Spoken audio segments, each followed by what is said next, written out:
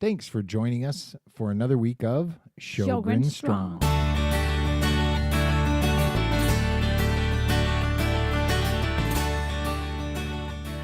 We are neither nutritionists or medical providers. The topics discussed on this show are from our own research and experiences. Please consult your medical provider before attempting anything discussed on this show. This is Brian. And this is Lupe. And we are going to talk about Lupe's story today. And this is from prior diagnosis to up to being diagnosed. And if you have Sjogren's, I'm sure you're going to be able to relate. And maybe if you're feeling some of these things, you can have a conversation with your medical professional to help find a diagnosis. So to get this started, Lupe. Hi, everybody. So as I mentioned last week, I was diagnosed in 2008, but I did have symptoms way before that. I'm going to say maybe 10, 15 years, maybe more. I want to say some of these symptoms I had way back when I was a teenager. So how it all started, I just started not noticing, but I felt like I had sand in my eyes. I just wanted to stick a pen in there and scratch my eyeballs out. It was just, my eyes were just really irritated. I also had really dry skin. I remember calling all my sisters and asking them, what do you guys use? Because I just felt like sandpaper. It was awful. I had unquenchable thirst. I think she's a little parched right now. I am. I have my water right here. I had unquenchable thirst. I just kept drinking water, and I just wasn't satisfied. My body ached. I felt like my bones hurt. My muscles hurt. Everything was in pain, especially my legs.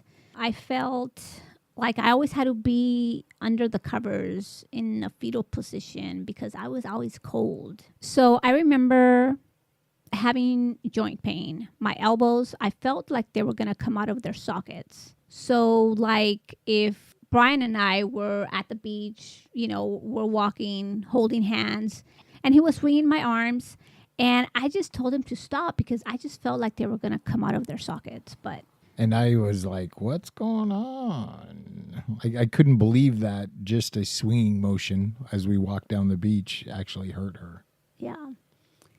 Like I said, my entire body ached to the touch. I was very sensitive. I would bruise easily. I think extreme fatigue was the main complaint that I had. I would make myself go to work. I would roll out of bed. And when I came home, I wouldn't even change clothes. I would just go to bed wearing the clothes that I went to work in. I remember in the mornings, just the thought of getting up, it just made me really tired because I had to go through all the steps in my head, like, okay, I have to remove the covers. I have to get off the bed. I have to, turn on the water, stuff like that, step by step. Just thinking about it just got me really tired. I remember I called out of work for like 2 weeks, which is really abnormal for me. You could count on me always being 15, 20 minutes early. So that was a tell for me. I remember not having energy to reach for a glass of water. That's how fatigued I was. And I know that's hard to believe. How do you not have enough energy to reach for a glass of water? But it's the truth. I didn't have energy to talk. For example, I remember one time Brian and I were driving down the 405, and he was talking, and he was just in a yappy mood that morning. Yappy mood. And he just kept talking, and I just didn't have the energy. And finally, because he wanted to have a conversation, and I didn't have the energy. And so I finally said, can you stop talking? Because I do not have the energy to talk. And he said, what do you mean you don't have the energy to talk? That's how tired I was. Does wonders for the ego. Oh, and on that note about extreme fatigue, I didn't have energy to go shopping. Can you guys believe that? How did I not have energy to go shopping? But I didn't. I stopped being social. I stopped hanging out with my family. I didn't have the energy to talk to them, to get dressed, to take a shower, to get out of bed. I didn't have the energy. My friends, I stopped hanging around with my friends because who has the energy? I didn't have the energy to get out of bed, let alone be social, And at that age, I'm sure a lot of your social activities had to do or involved a bar and alcohol and dancing and things of that nature, which combined with the Sjogren's diagnosis just don't really work well, right? Absolutely. And I mean, yes, I did drink a couple of bottles of tequila each night. I'm exaggerating, but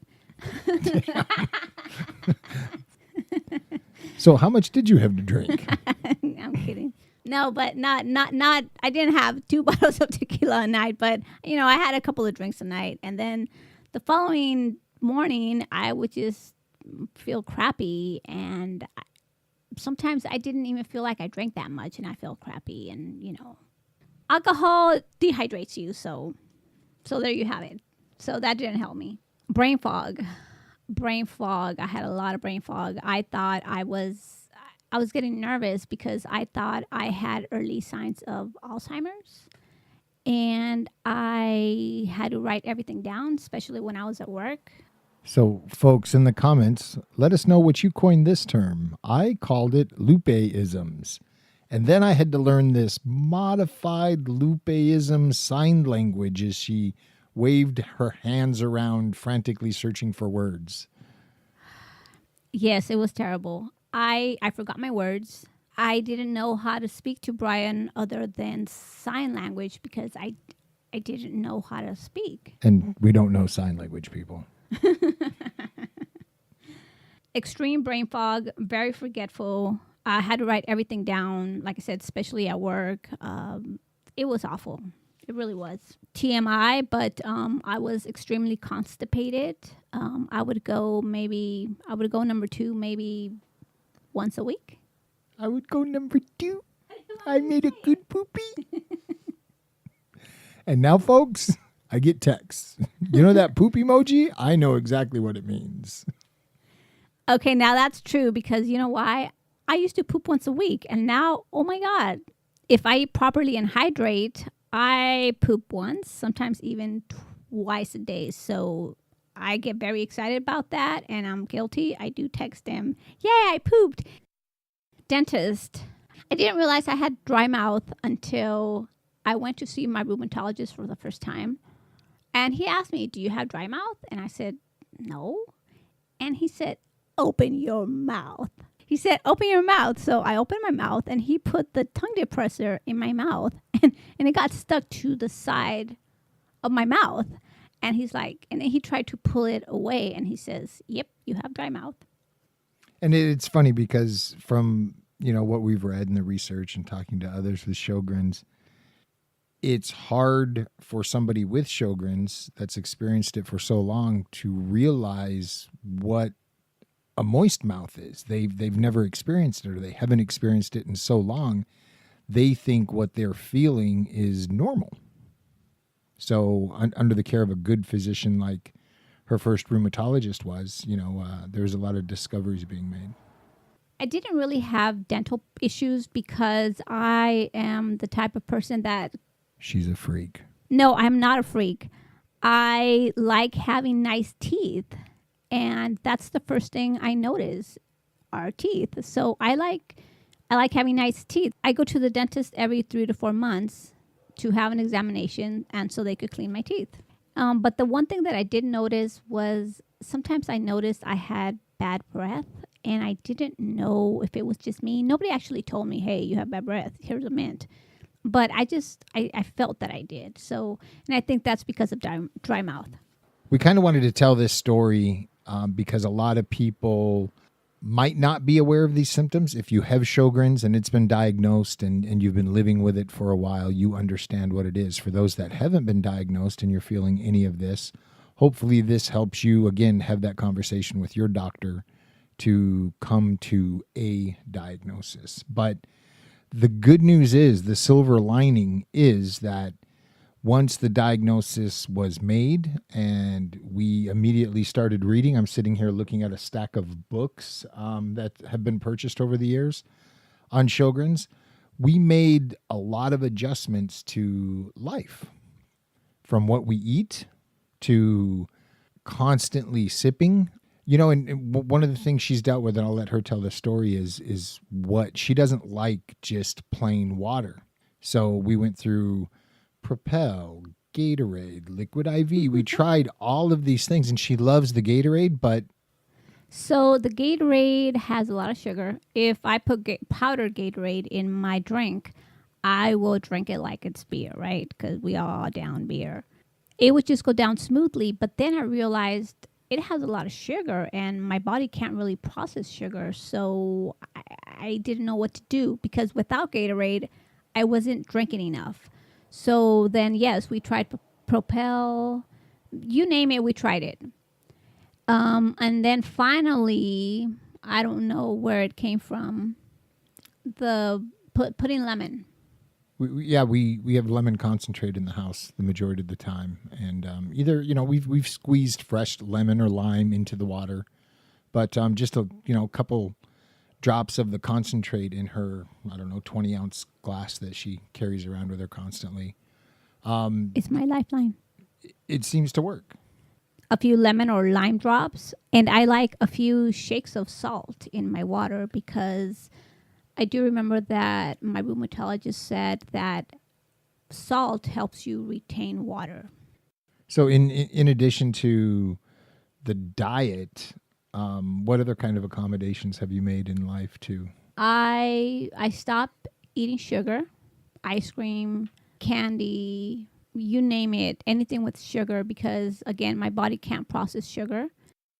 And when we say stop, folks, 99.9% of the time we've stopped. On occasion, we'll still have ice cream or... I love ice cream. It's my crack. It is her crack. I like putting whipped cream on it and crumbling frosted flakes on it, people. It's really yummy. You guys should try it. And I thought it was kind of weird when she first offered me ice cream, and I said, sure, I'll have a bowl. And she brings me a bowl of ice cream with whipped cream and cornflakes on it. And I'm like, okay, I'll give it a try. And you loved it. And it's good, people. It's pretty awesome. I changed my diet. No sugar, no dairy. My body can't process dairy. And my rheumatologist did tell me to stop eating red meat. I followed his instructions to the T, and I felt a lot better. He said introduce berries and cherries, and he said the darker the berry, the better it is for you, because it has antioxidants. So, but I do want to back it up a little bit to when I was first diagnosed. I did go to see several doctors throughout the years, and they told me, they checked my blood, oh, it's your thyroid, or you're anemic, or they would look at me like I was on crack because I had all these phantom pains. Maybe they thought I was a hypochondriac. I'm not sure. And finally, I went to a different doctor, and I changed primary doctors. And I went for an annual. And at the end, she was almost on her way out. And I said, hey, I just wanted to tell you, I said, not lately, but for a long time, I've had pain in my legs, and I feel it in the bone. And she said, okay. And she just wrote up this lab script, and she said, go to the lab. And so I did. I went to the lab, and she called me a couple of days later, and she said, hey, you need to go see an internal medicine doctor. And I said, yeah, okay, I'll go. But I'm such a bad patient that I didn't go. And Brian will tell you I'm a bad patient. Very, very bad patient. And so she said, go see an internal medicine doctor. And I said, yeah, okay, I'll go. And I didn't. She even told me. 6 months later. She even told me, she gave me the number, who to call, who to go see, call this doctor. And I didn't, because I'm like, big deal. You're my primary physician, and you're sending me to an internal medicine doctor, and it just didn't make sense to me. So I didn't go. 6 months later, she called me back, and she said, hey, you haven't gone to see your doctor. And I said, what's the big deal? I feel fine. She said, no, you need to go. Make your appointment today.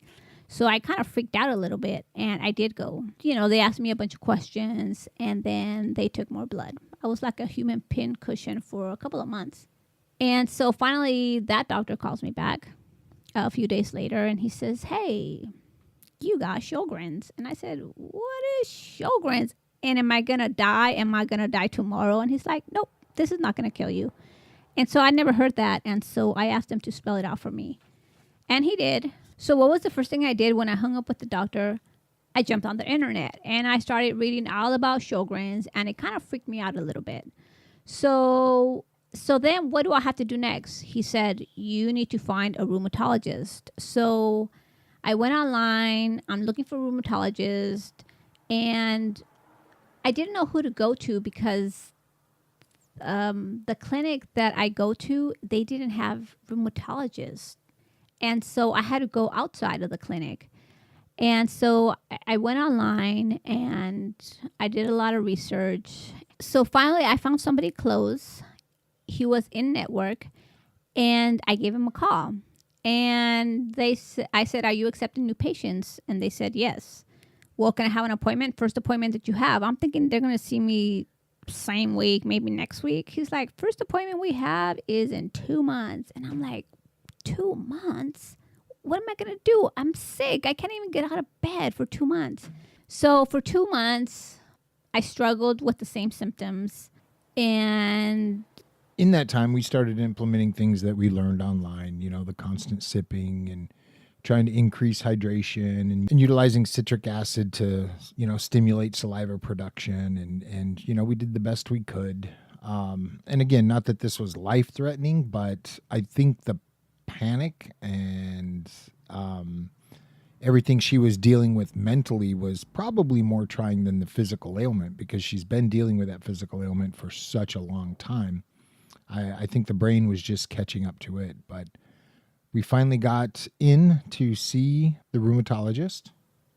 I went to see the rheumatologist, and I was really lucky in that I loved my rheumatologist. He had the best bedside manner, and he would actually listen to you, and he was taking it all in. And then he took the time to explain everything. And when she says bedside manner, I have never witnessed a doctor spending as much time with a new patient as Dr. Reba did.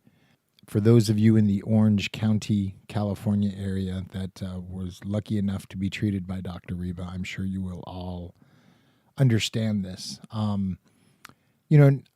In the back of my mind, we walked out of there. I'm like, well, that's cool. He did spend a lot of time with her and me, us, explaining what was going on and what we needed to do and, scribing meds. But what truly amazed me was the second appointment. He spent just as much time. The third appointment, fourth appointment, and so on until the last visit we had with Dr. Reba. He would spend as much time that he felt we needed until all of our questions were answered. He, wonderful, wonderful man. He was very comforting. He broke things down into layman's terms. And to give you a comparison, we actually went to one doctor who, when we told him that the diagnosis with Sjogren's, he excused himself, and we made the joke that he went out to Google Sjogren's. He was kind of unaware, and needless to say, that was the last time we saw that doctor. So my work, they changed insurance providers, and I didn't know what to do. I needed to find a new rheumatologist. And so I did. I went to a couple different rheumatologists, and they just had this deer in the headlight looks, and they just did not know what Sjogren's was. So, the insurance still covered labs and meds and stuff like that. So I said, I don't care. I'm going to keep going to Dr. Reba, and I'll just pay out of pocket for the office visit, as long as the insurance covers everything else. But he made me feel a lot better. So I was with him, and he prescribed a med to me, and he said, go get lab work, and I'll see you in 2 weeks. So I went to get the lab work. I came back in 2 weeks. He read everything, and then he prescribed more meds, and he said, I'll see you in 2 weeks. I kept going to him every 2 weeks for like 2-3 months until, he didn't change my diet or put me on all these meds all at once. Every 2 weeks, he would introduce something new to me. So It was a slow process, but it really helped me. And after the first 2 weeks of going to him, I started feeling much better. Yeah, it's very good to find a doctor or a medical care provider that you have a relationship with. And unfortunately, Dr. Reba is no longer with us. And we've been through a couple of rheumatologists since. And unfortunately, I don't think we'll ever find another rheumatologist or doctor for that matter. It seems like a lot of the doctors nowadays are, 25, 28 years old, fresh out of med school, and they understand the economics of having to turn that exam room enough times an hour so they can maintain a lifestyle and pay back student loans. And it's unfortunate. Dr. Reba was obviously, a little up there in age and didn't have those same concerns, but we were really fortunate enough to not only have him as a medical care provider, but get to know him over the course of a few years as a human being. I miss him a lot. Yeah, he was a good doc. Every time I need to go see another rheumatologist for a new script or something, I kind of break down because he changed my life. He made me feel really good, and I do miss him a lot. Life takes some crazy turns sometimes, but you get out of it what you put into it. Join us on this journey of positivity and mutual support of each other. Look, I don't like telling people I have Sjogren's because it becomes who I am. But I felt it was important to tell my story because I want to be defined by how I live my life, not by my diagnosis. Sjogren's is not fun, but it's manageable. I was diagnosed 10 years ago, and look at me now. I am living Sjogren strong. I hike, I cycle, I go to the gym. I walk during my lunch hour. Staying active is as important as eating right. It's hard for people to understand what they can't see. We are here because we want to help shine a light on Sjogren's. Thank you for listening to this episode, and we hope you'll join us next week on another episode of Sjogren Strong.